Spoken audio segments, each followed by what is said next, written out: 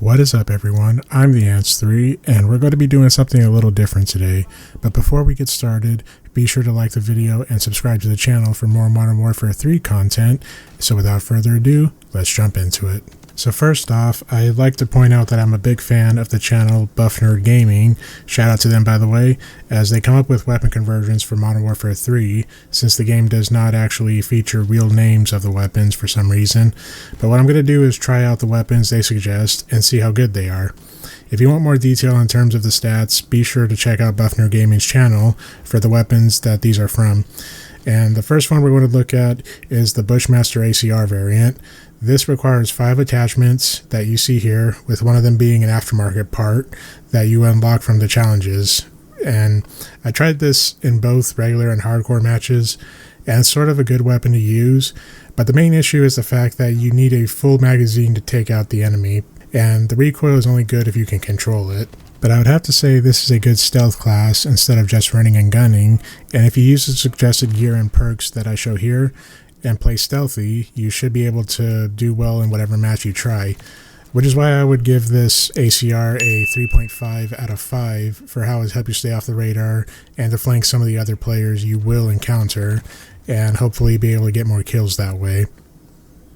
Moving on to the next weapon, we have the CZ Bren, and again you'll need the aftermarket part for this one with these 4 attachments shown here.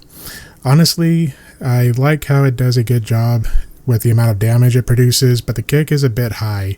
For some of the recoil, it is a little easy control, but if you're going to long shots, this may not be the best choice.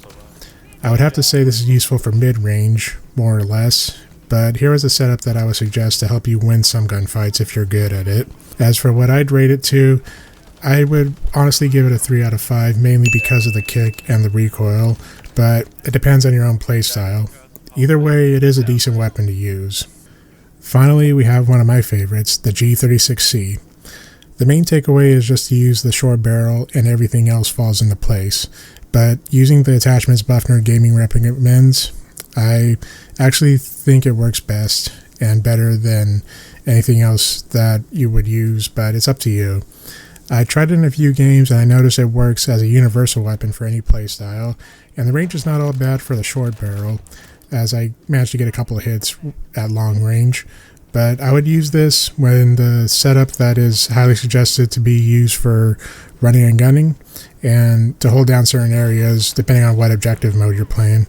I'd give this a 4 out of 5 due to it being reliable overall. And that's all for now for this video. I intend to make more like this, reviewing weapons for suggested ones and ones that are included in bundles when the Season 1 starts. Hopefully they give us some good stuff this time around.